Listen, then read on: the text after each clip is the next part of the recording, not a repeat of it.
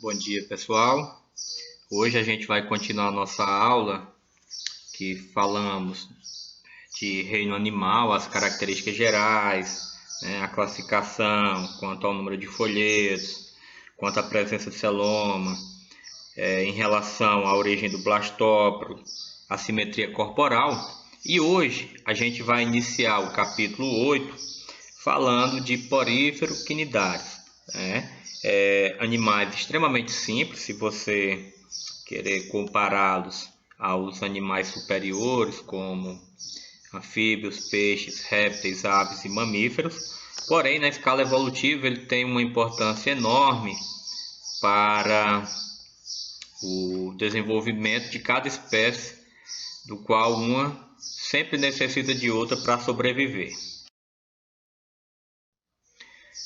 A gente inicia o filo porífero, né? Que são os poríferos, seres popularmente conhecidos como esponjas, por apresentar o corpo totalmente perfurado por poros, né? O corpinho dele é cheio de buraquinhos, do qual a água entra, né? Esses animais são considerados parazoários. Por que parazoários? Porque suas células têm um alto grau de individualidade e, infelizmente, não chegam a formar tecidos verdadeiros, né? O embrião dos poríferos chega apenas à fase de blástula, né? Ou seja, ele não vai formar tecido. Se você lembrar da embriologia, mórula, blástula, gástula, né? E assim a gente vai formando os tecidos a partir da gastrulação, e eles só chegam apenas até a fase de blástula. Então os poríferos são todos aquáticos, a maioria é marinha, a organização do seu corpo é extremamente simples, sendo alguns assimétricos, né? E outros com simetria radial. Esses animais, pessoal, eles têm uma importância enorme para a natureza. Primeiro porque eles são considerados bioindicadores. Se tem corais naquele determinado ambiente, o ambiente não está poluído. Se não tem, aquele ambiente está poluído.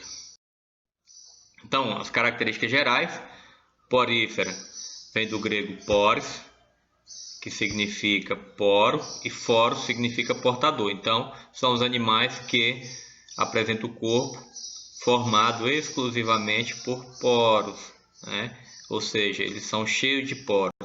Possuem cerca de 10.000 espécies, distribuição global, porém mais comuns em regiões quentes, aquáticos, principalmente marinhos, porém tem algumas representantes dos ciclos.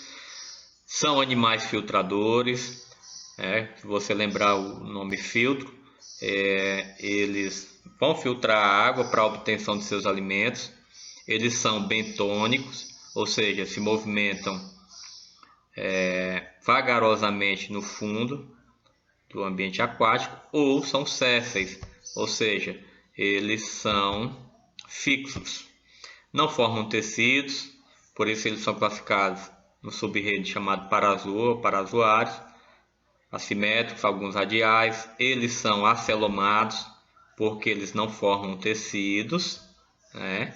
E eles não são diblásticos. Se não tem tecido, não tem como ser diblástico, né? Se você observar as características gerais desses animais, eles não são nada, são os coitados. Quando cai alguma questão falando sobre porífero, eles não têm tecido, eles não têm sistema digestório, respiratório, excretório, não tem nada, como a gente vai ver. São animais extremamente simples. Em relação à sua organização corporal, eles vão variar de acordo com a forma, a cor e o tamanho. Vão apresentar a sua superfície totalmente constituída de poros, né? Do qual a água vai entrar por esses orifícios, aqui, e vai circular por dentro de uma cavidade chamada de átrio ou espongiocela, né? Após a água ficar se movimentando aqui internamente, ele vai sair pela região superior, chamada de ósculo, né? Beleza. Aqui está um exemplo de uma espécie de porífero. A água vai entrar pelos poros e vai sair pelo ósculo, do qual ele vai retirar os resíduos. Em relação aos tipos celulares, a gente tem umas células importantes. Primeiro, os pinacócitos, que são células achatadas que vão fazer o revestimento externo de todo o corpo da esponja, né? Entre os pinacócitos existem as estruturas por onde a água vai entrar, chamada de porócitos, né? Que vai fazer com que o fluxo de água entre para o seu interior. A gente tem as principais células presentes nos poríferos, nas esponjas, que são chamadas de coanócitos. São as células mais importantes, do qual ele possui um flagelo. Esse flagelozinho aqui, gente, ele vai fazer com que haja a movimentação da água, né?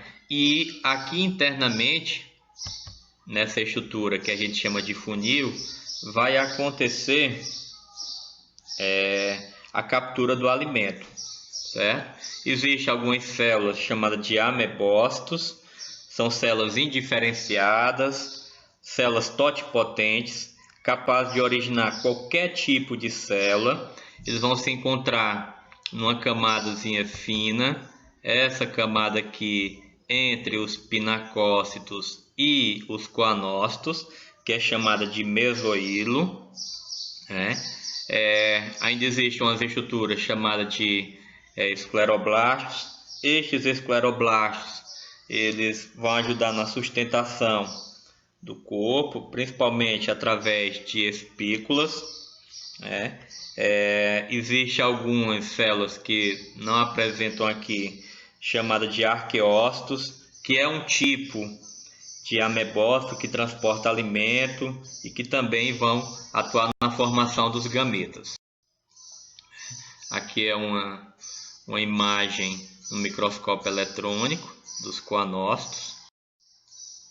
Em relação às funções orgânicas, ele não tem função sistema digestório, respiratório, excretório, porém a nutrição, a gente diz que a digestão é intracelular, ou seja, vai acontecer dentro de células. Que células são essas? Os coanócitos, né? Eles vão capturar, e os amebócitos vão atuar na distribuição. A gente tem a respiração aeróbia, que vai acontecer a troca por difusão, ou seja, de uma célula para outra. Como ele não tem sistema respiratório, vai acontecer de uma célula para outra. A excreção também vai acontecer através da difusão, né? Do qual as estruturas que não têm necessidade, que estão em excesso, que são tóxicas, vão sair do átrio para o ósculo. Em relação à reprodução, a gente tem a reprodução assexuada e reprodução sexuada. Quando falamos de reprodução assexuada, que não tem produção de gametas, né? Um tipo delas é o brotamento, do qual a esponja começa a se dividir, origina um broto, esse broto se desloca, encontra um substrato ideal, adequado, e forma uma nova esponja. Então isso é chamado de brotamento. Quando a gente fala de gemiparidade, é uma forma de resistência, do qual eles são comuns em época de seca. Então, quando o ambiente está com pouca quantidade de água, devido ao calor, devido ao ambiente, essas células elas formam estruturas de resistência, ficam envolvidos por uma parede de espículas, e aí quando o ambiente volta ao normal, essas espículas elas se abrem e cada gêmulazinha dessa aqui vai originar uma esponja. As esponjas também têm um alto poder de regeneração, ou seja, se você cortar a esponja em 20 pedaços, cada pedacinho dele vai originar uma nova esponja. Em relação à reprodução sexuada, a gente tem os seres chamados de monóicos, ou seja, eles são hermafroditas, ele tem sistema reprodutor masculino e feminino no mesmo indivíduo, porém eles não realizam a autofecundação de jeito nenhum. Apesar de ter os gametas masculino e feminino, eles não realizam a autofecundação. E eles podem ser dioicos. Quando a gente diz que é dioico, é quando uma esponja produz o gameta masculino e a outra esponja produz o gameta feminino. A fecundação vai ser interna, do qual os espermatozoides vão ser transportados até os óvulos através do no mesoílo, e o desenvolvimento é indireto. Quando a gente falar no reino animal de desenvolvimento direto e indireto, direto é quando ele não passa por fase larval, indireto é quando ele passa por fase larval. Então, o nome da larvinha é chamado de anfiblasto e algumas espécies produzem uma larva chamada de parênquimula. Tá aqui, ó. Através do óvulo, as esponjas masculinas liberam seus gametas, entram através dos poros, vão lá para o mesoílo, acontece a fecundação, começa o desenvolvimento embrionário, formando uma larva chamada de anfiblástula. Essa anfiblástula é liberada através do óvulo, encontra um substrato ideal, adequado, começa a se reproduzir, ou melhor, começa a se dividir por mitose, e aí eles originam uma nova esponja, um novo porífero. Então, esse é o tipo de reprodução sexuada. Falando de filo quinidário, esses quinidários, quinida, vem de urtiga, vem de urticante, vem de aquele que queima. Então, são os indivíduos representados pelas águas vivas, representados pelos corais, pelas anêmonas, né? Normalmente o ser humano ele tem um medo enorme desses indivíduos, só que a queimadura dele não é uma queimadura enorme de terceiro grau, né? Ele vai doer, vai ter uma dorzinha e tal, mas não é de se matar. Ou melhor, é de se matar sim. Na Austrália, possui uma espécie chamada de Chironex fleckeri, do qual ele tem um poder enorme de matar um indivíduo. Então, você vai perdendo a consciência. A dor é tão grande, gente, se você triscar uma dessas águas vivas, que você esquece até de respirar e aí você morre afogado. Então, tem que ter cuidado. Graças a Deus, essas espécies não estão presentes aqui no Brasil. São exclusivas da Austrália. Então, do grego quinida significa urtiga, devido aos quinidócitos. Fósseis de quinidários datam pré-cambiano, em torno de 600 milhões de anos atrás. São organismos aquáticos, marinhos e de água doce. Eles formavam um filo antigamente chamado de selenterado, que selentera vem de cavidade, que eles possuem uma cavidade intestinal, podem ser solitários, como hidras e medusas, ou coloniais, no caso os corais. Existem basicamente dois tipos morfológicos: as medusas, que são livres natantes, ou seja, que conseguem se movimentar livremente, e os pólipos, que são sésseis, que são fixos no ambiente. Aqui são as espécies coloniais, uma espécie de coral, aqui é chamado de coral cérebro, porque o formato dele parece um cérebro. E aqui a gente tem a famosa caravela, que são colônias flutuantes. do qual é formado por vários indivíduos. Aqui em cima a gente tem o flutuador, que vai se movimentar através do vento, da direção do vento. E aqui a gente tem um monte de células. Células essas que estão relacionadas com a reprodução, com a digestão, com a captura de alimento, e aí vai. Simetria radial, ou seja, se você passar um corte em qualquer lugar, vai dividir as espécies exatamente ao meio. Os primeiros e únicos animais diblásticos, ou seja, que tem dois folhetos embrionários, a ectoderme internamente e a endoderme externamente, são protostômios.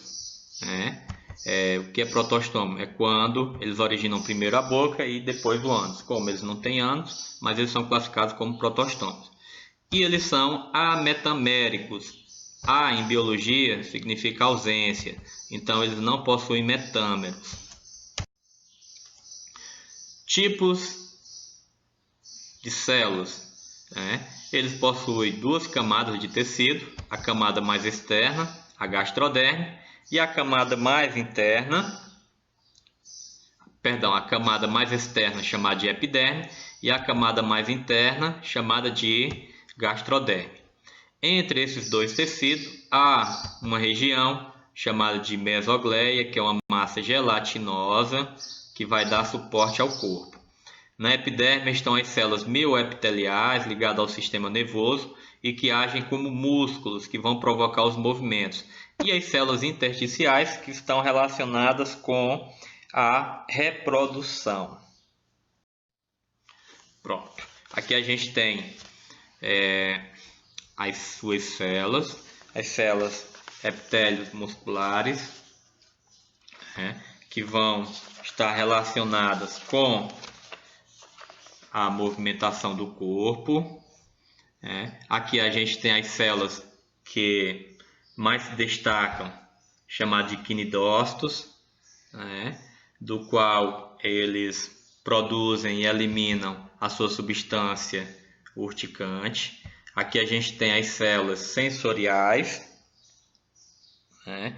sensoriais porque eles vão começar a ter um movimento de acordo com o toque ou alguma semelhança deles, por exemplo, eles vão se movimentar de acordo com a luz ou de acordo com o toque das pessoas.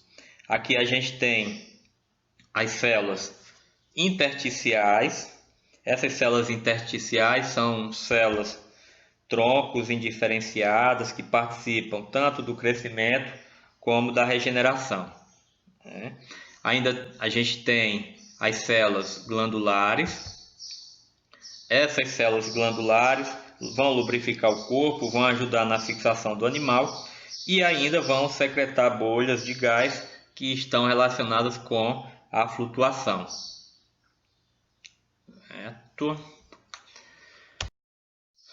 Beleza, pronto. Aqui a gente tem a célula chamada de quinidócitos.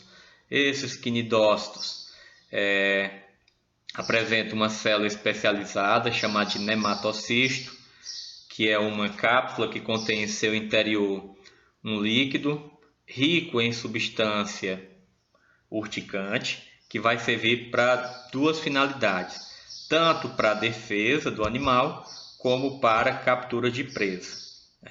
Os quinidócitos podem causar algumas queimaduras em animais. Como é que funciona? Quando eles se sentem ameaçados, aqui a gente tem tipo um gatilho chamado de quinidocílio. Esse quinidocílio ele é induzido para o lado e aí a célulazinha urticante ela é liberada juntamente com essa substância. Em relação à forma, pólipos e as medusas apresentam aparentemente muito diferente, porém eles possuem muitas características em comum. Olha só, aqui a gente tem a parte externa, a epiderme, a parte intermediária, a mesogleia, e a parte interna, chamada de gastrodé. Primeiro animal a apresentar cavidade digestiva. Porém, a digestão, parte vai ser extracelular, parte vai ser intracelular. E todo o corpo possui células especiais, chamadas nematocistos, que estão relacionadas com a captura e defesa. Pronto, vamos lá. A fisiologia, a digestão, parte extracelular, que vai acontecer na cavidade digestória, parte intracelular, vai acontecer dentro da célula. Sistema respiratório, sistema excretório, sistema circulatório são ausentes. As trocas vão acontecer sempre por difusão. Primeiro animal a apresentar um sistema nervoso, porém ele ainda é totalmente desorganizado, e aí a gente chama de sistema nervoso difuso, né, do qual ainda não tem uma organização precisa. Em relação à reprodução, reprodução sexuada e reprodução assexuada. Assexuada por brotamento, olha só, forma um broto, esse broto se desloca, encontra um substrato ideal, adequado, e desenvolve um novo pólipo. E existe um tipo de reprodução assexuada chamada de estrobilização. O que é isso? O pólipo começa a se dividir, formando estruturas em forma de taças, do qual a gente chama de éfiras. Essas éfiras se desenvolvem e formam uma nova medusa. Então, ele inicia-se pelo estado de pólipo, que é a forma fixa, e ele se transforma numa forma livre natante, que é a medusa. Eles possuem também uma alta capacidade regenerativa. Na reprodução sexuada, a fecundação interna ou externa, desenvolvimento direto ou indireto. Lá nos poríferos a gente viu que a larva era chamada de anfiblástula, aqui a larva é chamada de plânula. Então, o indivíduo libera o gameta masculino, que se encontra com o gameta feminino aqui na mesogleia, e aí forma-se o zigoto. Ele se desprende, encontra um substrato adequado, ideal, e forma um novo quinidário. Aqui a gente tem uma reprodução chamada metagênese ou alternância de geração, do qual ele passa por fase assexuada e fase sexuada. A gente tem um indivíduo polipóide, uma colôniazinha adulta. Eles começam a se desenvolver por reprodução assexuada, chamada de estrobilização, liberam as éfiras. Cada éfira produz uma medusa jovem. Essas medusas, ao amadurecerem, começam a produção de gametas. Os gametas masculinos vão de encontro aos gametas femininos.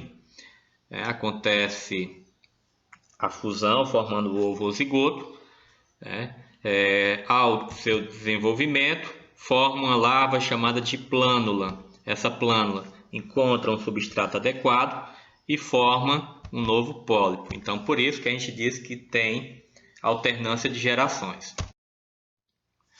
A importância: os recifes de corais são ambientes ideais para o desenvolvimento de fauna e flora extremamente característica. Graças às condições de iluminação e transparência da água, os recifes de corais são localidades de alta produtividade biológica.